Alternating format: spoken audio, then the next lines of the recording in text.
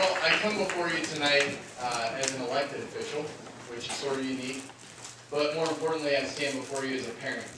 I have 2 girls in our district, and I've had to sit where you're sitting, and I've had to learn myself about the rights that I have as a parent.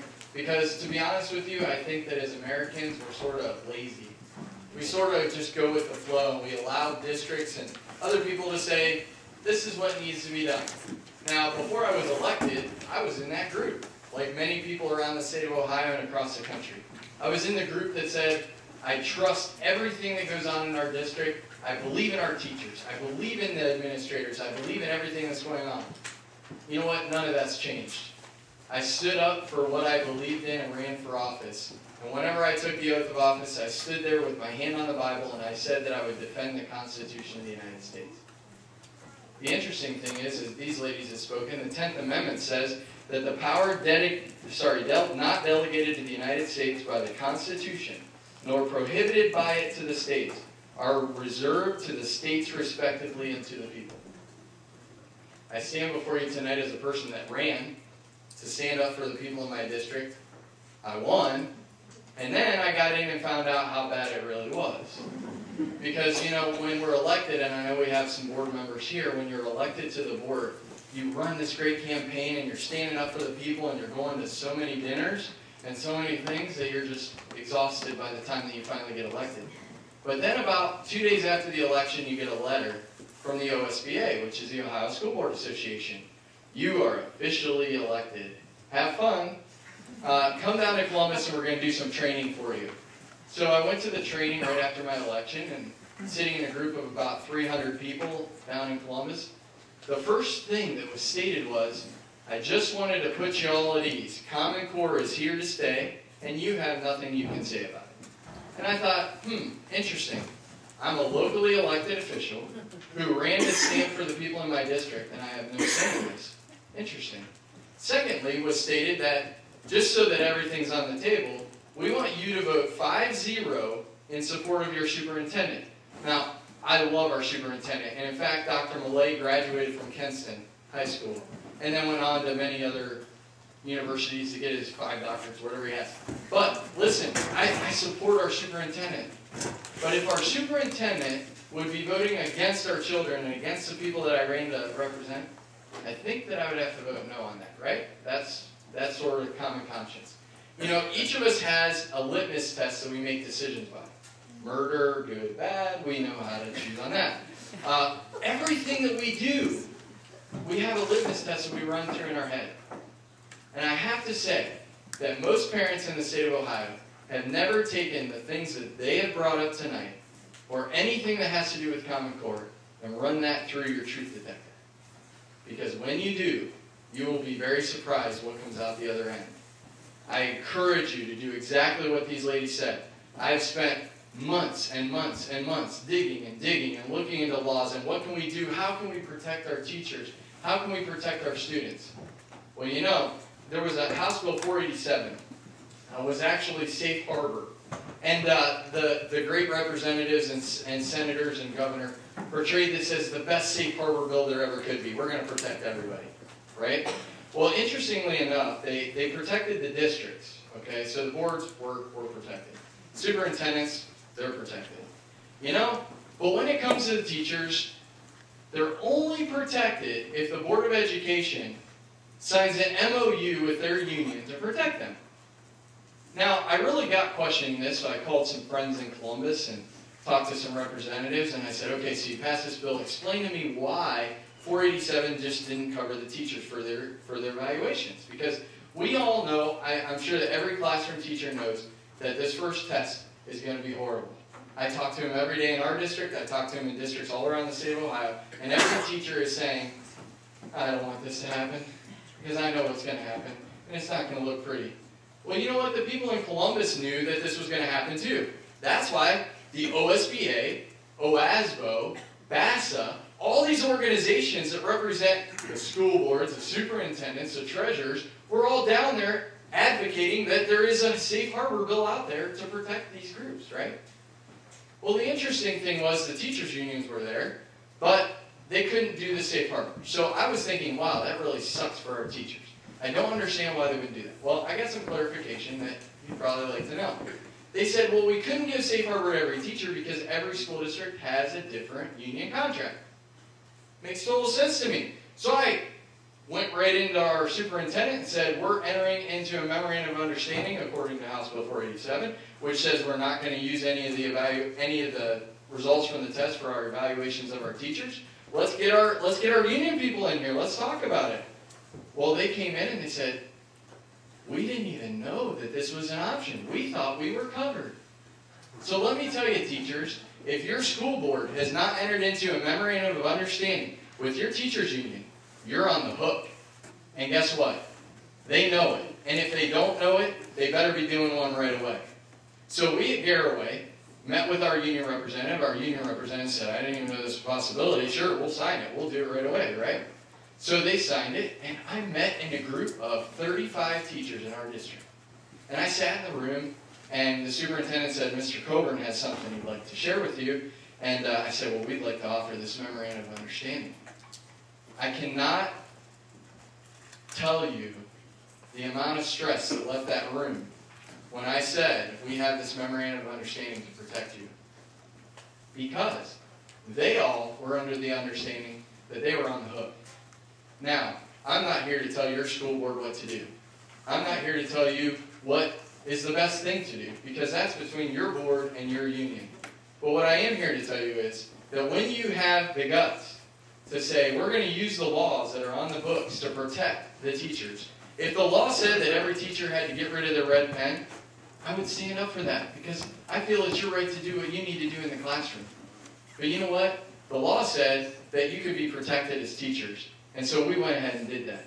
The second thing we did, well, actually prior to that, we sent a resolution. We voted on resolution 5-0 to tell Columbus that Common Core just practically, in my words, sucks. And we don't like it. So you wrote the law and the way you implemented it. And now we're dealing with the effects of it, because we've got parents and teachers and everybody else upset about what's going on. So we sent this down to the governor. So I can guarantee that I'm his best friend. But we also sent it to every representative. And we sent it to every senator. And we sent it to the state school board. You know why? Because they need to know that there are elected officials. Nothing wrong with parents that are standing up, and I encourage you to stand up. But my elected life is on the line. And whenever I'm willing to put my elected life on the line to say, you're screwing our kids, they're going to start to pay attention. So I encourage you. You know what? I go into every meeting and I sort of sit back here and I think to myself, wow, if we could only have 100 people at our board meetings, they would really care about what we're doing. I can tell you in our district in the last 3 months, we've had less than 5 people from the public sit in on those meetings. We have tons of teachers. We have tons of administrators. Yeah, but you know what? The public hasn't been engaged. But I can guarantee that when you do get engaged and you go and sit in that board meeting and you talk to them and you have your 5 or 3 minutes or every district separate and you take that time to not abuse them, I'm going to tell you, I sit on the other side of that table. You talk to me in a demeaning way, I'm not even going to acknowledge you. Okay? So when you go in, you state what you believe with passion and grit. But you do not address us in a way that would demean us in any way. And secondly, we don't have to respond to you. And to be honest, in my district, I don't. You address the president of the board, and I hate to go through all this decorum, but it seems like around the state I keep getting calls from board members that are saying these parents are so angry that they're coming in and yelling and screaming at us. It's not what we want. I'm as passionate about my kids as you're passionate about your kids. But you know what? We're elected to represent you, and we want to know what you have to say, but we don't need to be yelled at. Okay? So just a little side note from a president pet peeve thing. So, I'm going to take off the president hat for a minute, because I was asked to wear 2 hats tonight. I'm going to take off the president hat, and I'm going to speak to you as a dad. Okay? A dad of 2 kids, actually father of 3, dad of 2 currently. I'll explain that in a minute. Just wait, I'll explain it. So, you all, as I talked about earlier, you all have a litmus test for how you do things in your home, how you train your children to behave and act. You know, the best thing that I can think of is taking my daughter, my first daughter, home from the hospital, and I knew nothing. I knew nothing. When she would cry, I didn't know what to do. But you know what? I would search and I would find an answer. Because it was her best interest that I had in my heart. Right? And that's called love. And I think that a lot of us, we just get busy with life. We're so busy going from 9 to 5 and 5 to 7 and 8 to 4 and practice and everything else. We love our kids. But our problem is the first love might need to be looking into what's being thrown down their throats 9 hours a day at school. And if we take that love and we inject it in there, your love and how you act looks completely different than mine. But I have to tell you that when you do the research, no matter which end you come out on, I can guarantee that love is going to be the guiding factor that makes you do whatever you do, right? Well, as I got digging into this thing as a parent, I began to think back. And our first daughter, we had our first daughter, and we lost her at the age of 3 to meningitis. And I thought, you know what? In the whole time that we were in the hospital, I couldn't do anything. But when a doctor told me a diagnosis, I went for a second opinion. And why was that? Because I loved her and I wanted the best possible care for her. You know, we as parents don't normally ask for a second opinion in our education. Because you know what? We trust the public schools, we trust the private schools. We don't ask for second opinions. I'm telling you from a dad's perspective, you need to ask for a second opinion on this. And you need to use the love in your heart that you have for your kids to make sure that that's what guides your decision. Not what a superintendent tells you, not what a principal tells you, not what a classroom teacher tells you, but what's in here.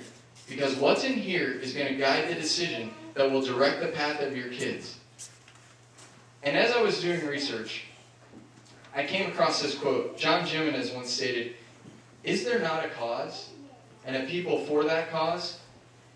This is the question that our founders, previous generations, had to come up against when they were looking tyranny in the face. You see, as Americans, we used to go all over the world to stand up for those who were abused. Now, we just sort of let it happen. Ladies and gentlemen, as Americans, it's our job to stand up for our kids who are being abused.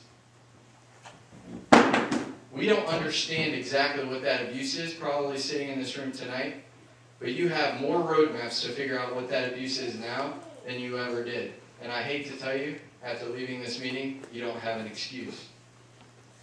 In closing, the implementation of Common Core in our district and in all the districts around the state, from a parent's perspective, looks a little shady. And if it's a little shady, then we have to deal with it.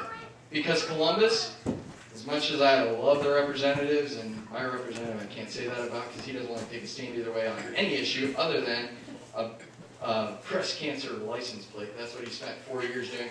Breast cancer license plates, great. But if you're not going to take a stand on anything else, we've got some issues, okay? But we've got all these people in Columbus, and they seem more interested in what that $400 million is going to do for their budget than what it's doing for your kids in the classroom. And I'm sorry, but it's time for them to hear from you. No matter what side you're on, I don't care. Whatever side you're on, they need to hear from you. I spoke with a representative last week.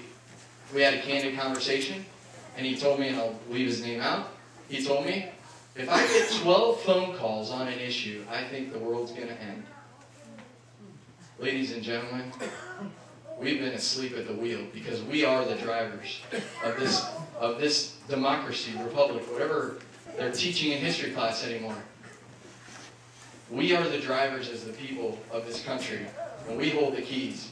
It starts with your closest elected officials, your school board members. They need to hear from you more than anybody else. They might not be able to do anything about it, but they can sure pass it on. And when they pass it on, they carry some weight.